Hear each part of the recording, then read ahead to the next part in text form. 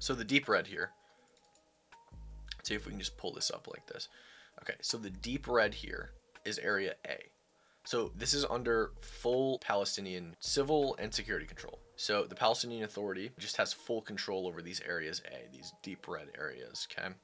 The light red is areas B, where the Palestinian Authority has civil control and there is joint security control with the Israeli government. And then the light areas are areas C, which is under full control of the Israeli government. And just ignore this map because it's bullshit.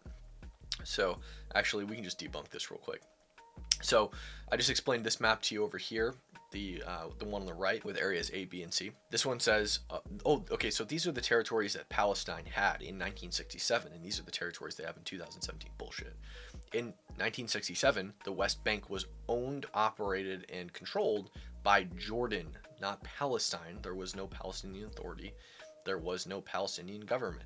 There was no Palestinian territories at all. Gaza was under full control of the Egyptian military, and the West Bank, here in the red, had been annexed by Jordan. And to be clear, I'm almost certain that all of the Israeli settlements lie in areas C, like areas that are under full control of the Israeli government and do not belong to the Palestinian Authority. The only reason that the Palestinian Authority has these territories, these deep red territories and light red territories, areas A and B, the only reason the Palestinian Authority has these territories is due to the Oslo Accords, both 1 and 2, where the Israeli government agreed to give them to the Palestinian Authority. Prior to that, they didn't have them. They didn't win them through a war.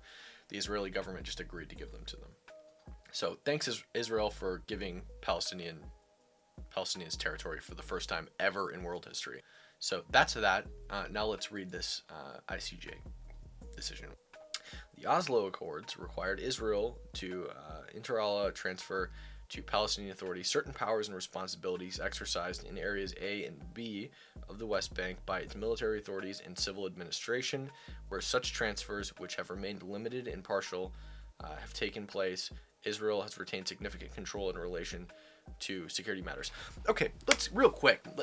So Israel agreed to the Oslo Accords with the Palestinian Authority, the PLO, okay, which was at this time controlled by Yasser Arafat, okay.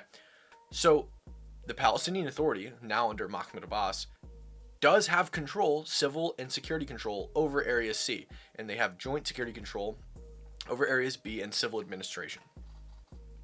But there are, this decision is correct, certain things that Israel has not followed through on that were in Oslo too. Now, let's put our thinking caps on real quick, guys. Let's put our thinking caps on. All right, I've got my thinking cap here. I've got my thinking cap here, real quick. Let's just think real quick.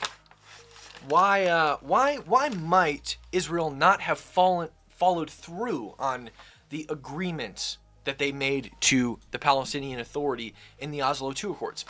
Could it be because their leader, Yasser Arafat, instructed Hamas, according to his own wife, by the way, she said this both on television and in private interviews, that Yasser Arafat instructed Hamas after the Camp David, the second Camp David discussions in the early 2000s, to carry out the second intifada, which resulted in thousands of Israelis being killed, where Hamas suicide bombed buses, shopping malls, markets, town squares, harbors.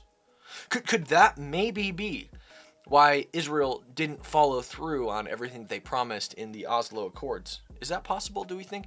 Could it possibly be that after the Camp David negotiations, Yasser Arafat went home and bombed Israel?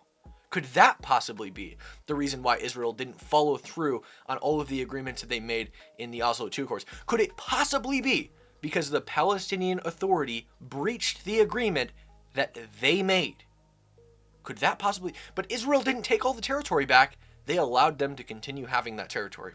Could that possibly be why Israel didn't follow through on everything that they said they would do in the Oslo II Accords? Is that possible, do we think? Maybe. It just might be. It just might be possible, guys.